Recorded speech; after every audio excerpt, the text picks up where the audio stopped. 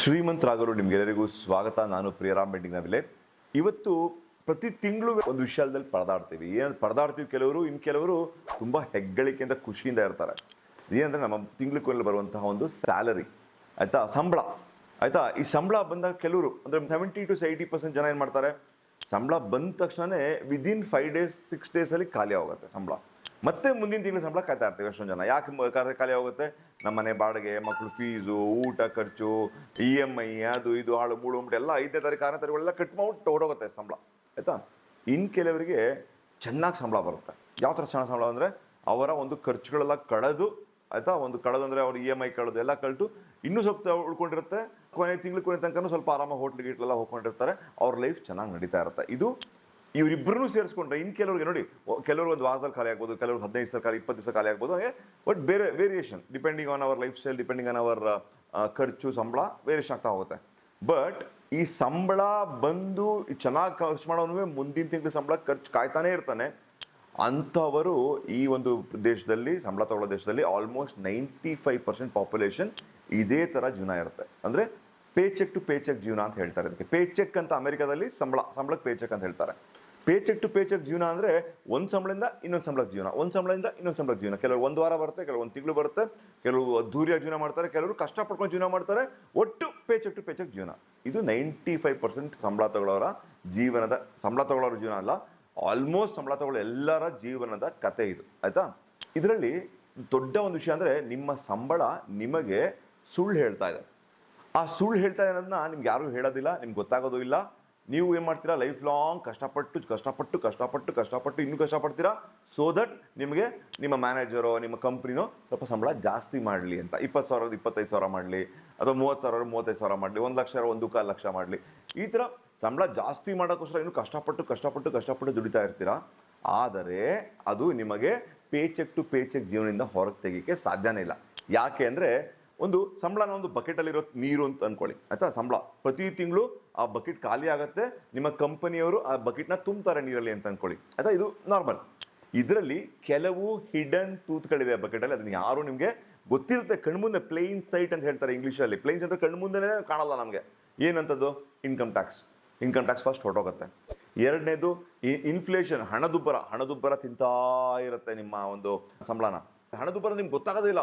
Petrol 80 ರೂಪಾಯಿ, 90 ರೂಪಾಯಿ, 100 ರೂಪಾಯಿ ಯಾವಾಗಾಯಿತು, ನಿಮ್ಮ ಜೋಬಿನ ಎಷ್ಟು ಖರ್ಚು ಆಯಿತು ನಿಮ್ಗೆ ಗೊತ್ತಾಗೋದೇ ಇಲ್ಲ. ಟೊಮೆಟೊ 20 ರೂಪಾಯಿ, 30 ರೂಪಾಯಿ ಆಗುತ್ತೆ, 40 ರೂಪಾಯಿ ಆಯಿತು, ನಿಮ್ಗೆ ಗೊತ್ತಾಗೋದೇ ಇಲ್ಲ ನಿಮಗೆ, ಆಯಿತಾ. ನಿಮ್ಗೆ ಗೊತ್ತಾಗದೆ ನನಗೆ ಒಂದು ತೂತು ತೆಳ್ಕೊಂಡು ಹೋಗ್ತಾನೆ ಇರುತ್ತೆ. ಇದು ಇನ್ಫ್ಲೇಟರಿ ಎಕ್ಸ್ಪೆನ್ಸಸ್ ಅಂತ ಹೇಳ್ಬೋದು.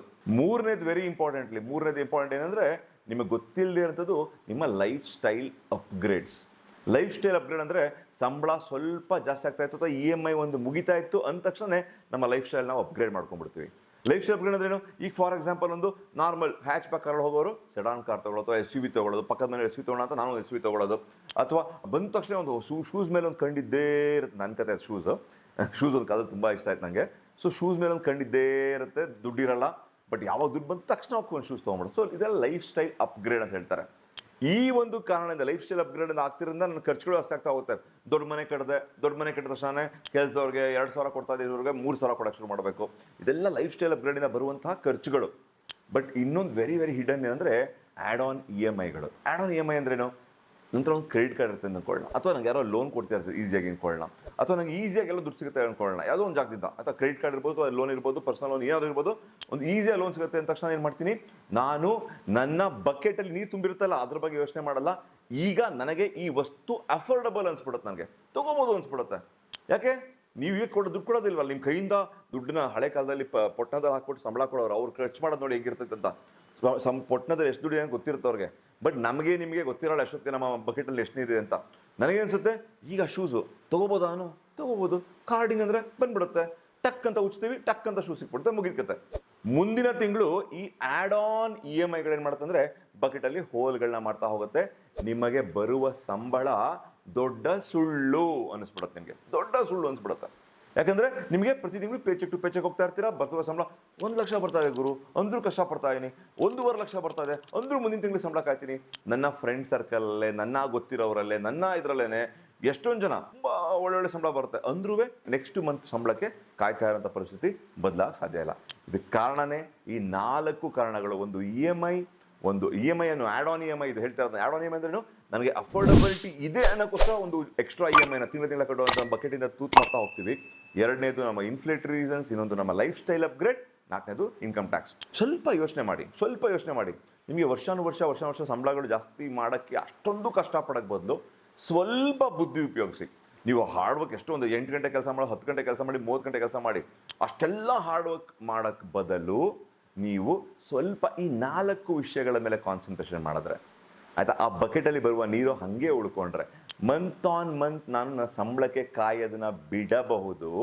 ಬಕೆಟಲ್ಲಿ ನೀರು ಉಳ್ಕೊಂಡ್ರೆ ಅದು ನಾನು ಒಂದು ಸೇವಿಂಗ್ಸ್, ಇನ್ವೆಸ್ಟ್ಮೆಂಟ್, ವೆಲ್ತ್ ಕ್ರಿಯೇಷನ್ ಕಡೆಗೆ ಹಾಕ್ಬೋದು. ಅದು ಒಂದು 1/4 ಬಕೆಟ್ ನೀರು ಹಾಕ್ತೀರಿ, 4 ತಿಂಗಳಾದ್ಮೇಲೆ ಒಂದು ಫುಲ್ ಬಕೆಟ್ ನೀರು ಬಂದಂಗಾಯ್ತು, ಒಂದು ಸಂಬಳ, ಒಂದು ತಿಂಗಳು ಫುಲ್ ಸಂಬಳ ಬಂದಂಗಾಯ್ತು. Very important point. ಎಷ್ಟು ಜನಕ್ಕೆ ಸ್ವಲ್ಪ ಈ ಪ್ರಶ್ನೆ ನೀವೇ ಕೇಳ್ಕೊಳ್ಳಿ. ಈಗ ನನ್ನ ಸಂಬಳ ಮುಂದಿನ ತಿಂಗಳು ಬರಲಿಲ್ಲ ಅಂದರೆ ನಾನು ಎಷ್ಟು ತಿಂಗಳುಗಳ ಕಾಲ, ಇದೊಂದು ಕಮೆಂಟಲ್ಲಿ ದಯವಿಟ್ಟು ತಿಳಿಸ್ಬೇಕು ನನಗೆ, ನನ್ನ ಸಂಬಳ ಮುಂದಿನ ತಿಂಗಳು ನಿಂತು ಹೋದರೆ ಎಷ್ಟು ತಿಂಗಳುಗಳ ಕಾಲ ನಾನು ಜೀವನ ಮಾಡಬಹುದು ಇದೇ ಲೈಫ್ ಸ್ಟೈಲ್ ಮೇಂಟೈನ್ ಮಾಡಿಕೊಂಡು. ಒಂದೊಂದು ಊಟ ಒಪ್ಪತ್ತಿಟ್ಕೊಂಡು ಫುಟ್ಪಾತಲ್ಲಿ ಮಲ್ಕೊಂಡು ಆ ಥರ ಅಲ್ಲ, ಇದೇ ಲೈಫ್ ಸ್ಟೈಲ್ ಮೇಂಟೈನ್ ಮಾಡಿಕೊಂಡು ನಾನು ಎಷ್ಟು ತಿಂಗಳು ಕಾಲ ನಾನು ಜೀವನ ಮಾಡಬಹುದು ನನ್ನ ಬರುವ ಸಂಬಳ ನಿಂತು ಹೋದರೆ. ಇದೊಂದು ಅವೇಕನಿಂಗ್. ಅಂದರೆ ನೀವು ಇದೇ ಮಾಡ್ತಾ ಸೋಂಬೇರಿತನ ಆದರೆ ಎಚ್ಚರ ಆಗಬೇಕು ನಿಮ್ಗೆ, ಆ ಥರ ಪ್ರಶ್ನೆ ಇದು ಅಲ್ವಾ. ದಯವಿಟ್ಟು ಈ ಪ್ರಶ್ನೆ ನೀವೇ ಕೇಳ್ಕೊಳ್ಳಿ. ಸ್ವಲ್ಪ ಇಮ್ಯಾಜಿನ್ ಮಾಡ್ಕೊಳ್ಳಿ, ಈ 4 ವಿಷಯಗಳು ಹೇಳಿದ್ನ ನಿಮಗೆ, ಅದ್ರ ಮೇಲೆ ಸ್ವಲ್ಪ ಕಾನ್ಸಂಟ್ರೇಷನ್ ಮಾಡಿದ್ರೆ ಆ ಬಕೆಟಲ್ಲಿ ಒಂದು 1/4 ಭಾಗ ಬಕೆಟ್ ನಾನು ನೀರನ್ನ ಉಳಿಸಿದ್ರೆ ಆ 1/4 ಭಾಗ ನೀರು 10% ಇಟ್ಕೊಳ್ಳಿ, 10 ತಿಂಗಳಲ್ಲಿ ಒಂದು ಬಕೆಟ್ ನೀರಾಯಿತು. ನಿಮ್ಮ ಒಂದು ಲಾಂಜಿವಿಟಿ ಅಂದರೆ ಸಂಬಳ ನಿಂತೋದ್ರೆ ಎಕ್ಸ್ಟ್ರಾ 1 ತಿಂಗಳು ನೀವು ಜೀವನ ಮಾಡ್ಬೋದು, ಎಕ್ಸ್ಟ್ರಾ 2 ತಿಂಗಳು, ಎಕ್ಸ್ಟ್ರಾ 3 ತಿಂಗಳು, ಎಕ್ಸ್ಟ್ರಾ 4 ತಿಂಗಳು. ಈ ಬಕೆಟ್ ನೀರು ಎಷ್ಟು ಸೇವ್ ಮಾಡ್ಕೊಂಡು ಹೋಗ್ತಿರ್ತೀರ ನೀವು, ಅಷ್ಟು ನಮ್ಮ ಲಾಂಜಿವಿಟಿ ಇರುತ್ತೆ. ಅಷ್ಟು ಮಾತ್ರ ನಿಮಗೆ ಒಂದು ಫೈನಾನ್ಷಿಯಲ್ ಒಂದು ಬ್ಯಾಕಪ್ ಇರೋ ಒಂದು ಕಾನ್ಫಿಡೆನ್ಸು ನಿಮಗೆ ಸಕ್ಕತ್ತಾಗಿ ಬಂದಿರುತ್ತೆ. ಯಾವಾಗ ತಿಂಗಳ ನೀವು ಸಂಬಳ ಕಾಯಬೇಕು, ಅವಾಗ ನಿಮ್ಮ ಮ್ಯಾನೇಜರ್ಗೆ, ನಿಮ್ಮ ಒಂದು ಬಾಸ್ಗೆ ಸಲ್ಯೂಟ್ ಹೊಡಿತಾನೇ ಇರಬೇಕು. ಅವ್ರು ಏನು ಹೇಳಿದ್ರು ನೀವು ಮಾಡಿಸ್ಕೊತಾನೆ ಇರಬೇಕು ಅಲ್ವಾ. ಇದು ವೆರಿ ಎಸೆನ್ಷಿಯಲ್. ಬಟ್ ಫೈನಾನ್ಷಿಯಲ್ ಒಂದು ದೃಢತೆ ಬಂದಾಗ ಕಾಣಿಸಿದೆ. ಈ 4 ಹೆಂಗೆ ನೀವು ಮಾಡ್ಬೋದು? Very easy. ಯೋಚನೆ ಮಾಡಿ ನೀವೇನೆ. ಇನ್ಕಮ್ ಟ್ಯಾಕ್ಸ್ನ ಹೇಗೆ ಉಳಿಸ್ಬೋದು ಹೇಗೆ ನಾನು ಇನ್ಕಮ್ ಟ್ಯಾಕ್ಸ್ ರಿಲೇಟೆಡ್ ಕೆಲವು ಸ್ಕೀಮ್ಗಳನ್ನು ಇನ್ವೆಸ್ಟ್ಮೆಂಟ್ ಮಾಡಬಹುದು, ಅಥವಾ ಒಂದು ಇನ್ಕಮ್ ಟ್ಯಾಕ್ಸ್ನ ಸೇವ್ ಮಾಡೋಕ್ಕೆ ಏನೇನು ಮಾಡ್ಬೋದು ಮಾಡಿದ್ರೆ ನಂಗೆ ಉಳ್ಕೊಳುತ್ತೆ, ಸೇವಿಂಗ್ಸ್ ಕಡೆಗೆ ಹೋಗ್ತಾ ಇರುತ್ತೆ, ಅದು ಇನ್ಕಮ್ ಟ್ಯಾಕ್ಸ್ ಸೇವ್ ಆಗುತ್ತೆ. ಪ್ಲಸ್ ನನ್ನ ಒಂದು ಲೈಫ್ ಸ್ಟೈಲ್ ಅಪ್ಗ್ರೇಡ್ ಮಾಡ್ದೇ ಬೇಕಾ ನನಗೆ ಪಕ್ಕ ಮನೆ ಹೋಗಿ ತೋರಿಸ್ಕೊಳ್ಳೋಕ್ಕೋಸ್ಕರ ಬೇಕಾ ನನಗೆ ಲೈಫ್ ಸ್ಟೈಲ್ ಅಪ್ಗ್ರೇಡು ಬೇಡ, ನಾನು ಜೀವನ ಖುಷಿಯಾಗಿದ್ದೀನಿ, ನನ್ನ ಸಂಬಳದಲ್ಲಿ ನಾನು ಬಕೆಟ್ 1/4 ಬಕೆಟು 10% ಅರ್ಧ ಬಕೆಟು ಸೇವ್ ಮಾಡೋದು ನನ್ನ ಉದ್ದೇಶ. ಲೈಫ್ ಸ್ಟೈಲ್ ಅಪ್ಗ್ರೇಡ್ ನಾನು ಲೇಟರ್ ಮಾಡ್ಕೊಳ್ಳೋಣ, ಬೇಕಾದ್ರೆ ಒಂದು 100 ಬಕೆಟ್ ನಾನು ನೀರು ಸೇವ್ ಆದ್ಮೇಲೆ ಆಮೇಲೆ ಬೇಕಾದ್ರೆ ಒಂದು ಕಾರ್ ತಗೋತೀನಿ, ಬೇಕಾದ್ರೆ ಅಲ್ಲಿ ತಗೊಂಡು ತಗೊಳ್ಳೋದು ಅಂತ ಡಿಸೈಡ್ ಮಾಡಿ. EMI, ಕ್ರೆಡಿಟ್ ಕಾರ್ಡ್ ಬೇಕಾ ನಮಗೆಲ್ಲರಿಗೂ ಹೇಳಿ?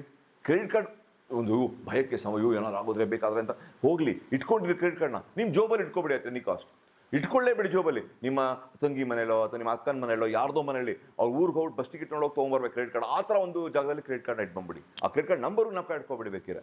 ಕ್ರೆಡಿಟ್ ಕಾರ್ಡು ಪರ್ಸ್ನಲ್ ಏನಾದ್ರು ಫೋನ್ ಮಾಡಿ ಟಕ್ ಅಂತ ಕಟ್ ಮಾಡಿ ಫೋನ್ನ ಮಾಡಿ, ನಿಮಗೆ ಈ ಥರ ಒಂದು ಇದನ್ನು ತೆಗೆದುಹಾಕ್ಬಿಡಿ ನೀವು. ಅವಾಗ ಖಂಡಿತವಾಗ್ಲೂ ನಿಮಗೆ ಇನ್ಫ್ಲೇಷನ್ ನಿಮ್ಮ ಕೈಯಲ್ಲಿಲ್ಲ, ಇನ್ಫ್ಲೇಷನ್ ನಿಮ್ಮ ಕೈಯಲ್ಲಿ ಇಲ್ಲವೇ ಇಲ್ಲ, ಅದ್ರ ಪಡೆದು ಹೋಗ್ತಾ ಇರುತ್ತೆ ಇನ್ಫ್ಲೇಟರಿ, ಅದಕ್ಕೆ ಏನು ಮಾಡೋಕ್ಕಾಗಲ್ಲ.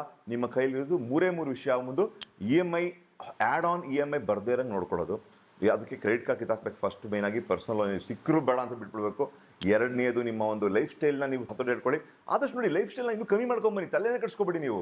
ಯಾರು ಏನು ಮಾಡಿದ್ರು ತಲೆ ಕಟ್ಸ್ಕೊಬೇಡಿ ನೀವು. ನಿಮ್ಮ ಪಾಡಿಗೆ ನಿಮ್ಮ ಲೈಫ್ ಸ್ಟೈಲ್ನ ಹಂಗೆ ಮೇಂಟೈನ್ ಮಾಡ್ಕೊಳ್ಳಿ, ಇನ್ನೂ ಕಮ್ಮಿ ಮಾಡ್ಕೊಂಡ್ರು ಯೋಚನೆ ಇಲ್ಲ. ಈ ಥರ ಒಂದು ಕೆಲಸಗಳನ್ನ ಮಾಡ್ಕೊಂಬಂದ್ರೆ ನಿಮ್ಮ ಬಕೆಟಲ್ಲಿರೋ ನೀರು ಮುಂದಿನ ತಿಂಗಳ ಸಂಬಳಕ್ಕೆ ಕಾಯುವಂತಹ ಅವಶ್ಯಕತೆ ಇಲ್ಲ. ಅರ್ಥ ಮಾಡ್ಕೊಳ್ಳಿ. ಇದು ಸಂಬಳ ಅನ್ನೋದು ನಿಮಗೆ ಮಂತ್ಲಿ ಬರುವಂಥದ್ದು. Wealth creation for the life. ಅರ್ಥ ಮಾಡಿ, ಇದೊಂದು ಲೈಫ್ ಮ್ಯಾಪ್ ಹೇಳ್ಕೊಳ್ಳಿ. ಸಂಬಳ ಬರೋದು monthly wealth creation for life. ಆ ವೆಲ್ತ್ ಕ್ರಿಯೇಷನ್ ಏನೇನು ಮಾಡಬೇಕು ಅನ್ನೋ ಸಿಂಪಲ್ ನೀವು ಯೋಚನೆ ಮಾಡ್ಕೊಂಬಂದ್ರೆ ಖಂಡಿತವಾಗ್ಲೂ ನಾವು ಶ್ರೀಮಂತರಾಗಲಿಕ್ಕೆ ಸಾಧ್ಯತೆ ಇರುತ್ತೆ ಅಲ್ವಾ. ಸೊ ಹಾಗಾಗಿ ದಯವಿಟ್ಟು ಮಂತ್ ಆನ್ ಮಂತ್ ಸಂಬಳಕ್ಕೋಸ್ಕರ ಕಾಯೋದನ್ನು ನೀವು ಕಮ್ಮಿ ಮಾಡಿಕೊಂಡು ದುಡ್ಡನ್ನ ನೋಡಿ ಮಲ್ಟಿಪಲ್ ವೈಸ್. ಇದನ್ನು ಬರೀ ಒಂದು ಬಕೆಟ್ನ ಸೇವ್ ಮಾಡೋದು ಮಾತ್ರ ಮಾಡಿದೆ. ಈಗ ಬೇರೆ ವಿಷಯಗಳು ನಿಮ್ಮ ಫ್ರೀ ಟೈಮಲ್ಲಿ ಹೇಗೆ ನಾನು ಪ್ರಾಬಬ್ಲಿ ಮನಿನ ಕೆಲಸ ಮಾಡ್ಬೋದು, ನಾನು ಎಲ್ಲಾದ್ರೂ ಒಂದು ಇನ್ವೆಸ್ಟ್ಮೆಂಟ್ ಮಾಡ್ಬೋದಾ, ನಾನು ಯಾರೋ ಒಂದು ಬಿಸ್ನೆಸ್ ಮಾಡ್ಬೋದಾ. ನೋಡಿ ಈ ಕಾಲದಲ್ಲಿ ಹೆಂಗೆ ಅಂದರೆ ನಮ್ಮ ದೇಶದ ಪ್ರಾಬ್ಲಮ್ ಇದು. ಬ್ರಿಟಿಷರ್ಸ್ ಬಿಟ್ಟೋದ್ರೆ ಗೊತ್ತಿಲ್ಲ ನನಗೆ. ಈಗ ಫಾರ್ ಎಕ್ಸಾಂಪಲ್ ನಿಮ್ಮ ಏರಿಯಾ ಸುತ್ತಲೂ ಯಾರು ಬಜ್ಜಿ ಹಾಕಲ್ಲ, ಆಯಿತಾ? ಬಜ್ಜಿ ಹಾಕಿ ಹೋಗ್ಬಿಟ್ಟು ಇದು ದೊಡ್ಡ ಅವಮಾನಕ ಥರ ನೋಡ್ತೀವಿ. ಒಂದು ಬಜ್ಜಿ ಹಾಕ್ಬಿಡ್ತಾನೆ, ಬೋಂಡ ಮಾಡ್ತಾನಂತೆ. ನಾನು ಅಲ್ಲಿ ಎಲ್ಲೋ ಒಂದು ಕಡೆ ದೊಡ್ಡ ಒಂದು ಇದ್ರಲ್ಲಿ ನಾನೊಂದು ಸೂಪರ್ವೈಸರ್, ನಾನು ಇಲ್ಲಿ ಬಂದು ಬೋಂಡ ಹಾಕ್ಲಾ, ನೋಡ್ಬಿಟ್ರೆ ಏನಂತಾರೆ ಜನ, ಏನೇನೋ ಹಾಳು ಮೂಳುಗಳು, ಆಯಿತಾ? ಏನು ಮಾಡಬೇಡಿ, ಮನೇಲಿ ಕೂತ್ಕೊಂಡು ಯಾವುದೋ TV ಸೀರಿಯಲ್ ನೋಡೋಕ್ಕೆ ಬದಲು ಸಣ್ಣದೊಂದು ಪುಟ್ಟ ಬಿಸ್ನೆಸ್ ಮಾಡಿ, ಪರವಾಗಿಲ್ಲ. ಸಣ್ಣ ಪುಟ್ಟ ಬಿಸ್ನೆಸ್ಗಳು ಮಾಡಿ, ಬೇಕಾದ್ರೆ ಯೋಚನೆ ಇಲ್ಲ, ಸಣ್ಣ ಪುಟ್ಟ ಕೆಲಸಗಳು ಮಾಡಿ. ಮಕ್ಕಳಿಗೂ ಈ ಒಂದು ಭಾವನೆ ಅಂದರೆ ಅಕ್ಕೀಳರಿಮೆ ಅಂತ ಹೇಳ್ತಾರಲ್ಲ, ಅಂದರೆ ಈ ಕೆಲಸ ಮಾಡಿದ್ರೆ ತುಂಬ ಅವಮಾನ ಆಗುತ್ತೆ, ನಿಮಗೆ ಈ ಥರ ಮಾಡಿದ್ರೆ ಅವಮಾನ ಆಗುತ್ತೆ, ಈ ಥರ ಒಂದು ಕೆಲವು ಭಾವನೆಗಳನ್ನ ತೆಗೆದಾಕಿ ನೋಡಿ. ಸೊ ಈ ಥರ ಕೆಲವು ಲೈಫ್ ಸ್ಟೈಲ್ ಚೇಂಜಸ್ ಎಲ್ಲ ಮಾಡ್ಕೊಂಡು ಹೋದರೆ ಖಂಡಿತವಾಗ್ಲೂ ನಾವು ಸಂಬಳಕ್ಕೆ ನಾವು ಕಾಯೋದು ತಪ್ಪತ್ತೆ. ಈ ಸಂಬಳನ ದೊಡ್ಡ ಸುಳ್ಳು, ಸಂಬಳ ಅನ್ನೋದೇ ದೊಡ್ಡ ಸುಳ್ಳು. ಯಾಕೆ ದೊಡ್ಡ ಸುಳ್ಳು ಹೇಳ್ತೀನಿ? ಅದು ನಿಮ್ನೆಲ್ಲ ಬಕೆಟ್ ತುಂಬ್ತಾರೆ ಕಂಪನಿ ಹಂಗೆ ಹೊರಟೋಗುತ್ತೆ, ಬಕೆಟ್ ತುಂಬ್ತಾರೆ ಕಂಪನಿ ಹಂಗೆ ಹೊರಟೋಗ್ತಾ ಇರುತ್ತೆ. ಒಂಥರ ಮಾಯ ಇದ್ದಾಗ 6 ದಿನ ಆದ್ಮೇಲೆ ಖಾಲಿ ಬಕೆಟ್ ನೋಡ್ತೀರಾ, 1 ತಿಂಗಳಾದ್ಮೇಲೆ ಖಾಲಿ ಬಕೆಟ್ ನೋಡ್ಬೋದು ನೀವು ಅಲ್ವಾ. ಸೊ ಈ ಥರ ಪರಿಸ್ಥಿತಿ ನಿಮ್ದಾಗಿದ್ರೆ ದಯವಿಟ್ಟು ಆ ಒಂದು ಪ್ರಶ್ನೆ ಕೇಳದೆ ಆ ಪ್ರಶ್ನೆಗೆ ಆನ್ಸರ್ ಮಾಡಿ ಕಮೆಂಟಲ್ಲಿ ತಿಳಿಸ್ಲೇಬೇಕು. ಅದಕ್ಕೋಸ್ಕರ ನೀವು ಕೆಲಸ ಮಾಡಲೇಬೇಕು. ಓಕೆ, ಹೋಪ್ಫುಲಿ ನೀವು ಮಾಡ್ತೀರಾ ಅಂತ ಗೊತ್ತೀನಿ. ಮಾಡಿದ್ರೆ ನಿಮ್ಮ ಲೈಫೇ ಸುಧಾರಣೆ ಆಗುತ್ತೆ. Have a great day. Good bye.